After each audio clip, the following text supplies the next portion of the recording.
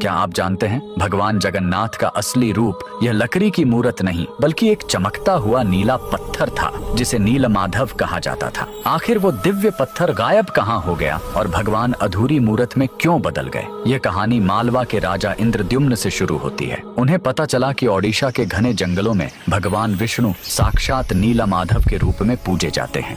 राजा ने अपने मंत्री विद्यापति को खोज पर भेजा। विद्यापति जंगलों में भटकते हुए आदिवासी सरदार विश्ववसु तक पहुंच गए, जो गुफा में गुप्त रूप से नीलमाधव की पूजा करते थे। विद्यापति ने सरदार की बेटी से शादी की और जिद करके गुफा देखने की बात मनवा ली। सरदार ने शर्त रखी कि वे उनकी आंखों पर पट्टी बांधकर ले जाएंगे, लेकिन विद्यापति ने चालाकी की। उन्होंने रास्ते में चुपके से सरसों के बीज गिरा दिए। कुछ दिनों बाद जब बारिश हुई तो सरसों के पौधे उग आए और विद्यापति को गुफा का रास्ता मिल गया। उसने तुरंत राजा को खबर दी। राजा इंद्रद्युम्न अपनी विशाल सेना लेकर घमंड के साथ भगवान को लेने पहुंचे, लेकिन उनके वहां पहुंचते ही नीलमाधव की मूर्ति हमेशा के लिए गायब हो गई। भगवान अपने भक्त विश्ववसु के साथ हुए धोखे और राजा के घमंड से नाराज थे। राजा ने रोकर माफी मांगी और अन्न जल त्याग दिया। तब आकाशवाणी हुई, मैं अब उस पत्थर के रूप में नहीं मिलूंगा, अब मैं समुद्र तट पर एक लकड़ी के लट्ठे के रूप में आऊंगा। कुछ समय बाद पुरी के समुद्र तट पर एक विशाल अद्भुत लकड़ी का लट्ठा तैरता हुआ आया। राजा समझ गए कि यही भगवान का नया रूप है।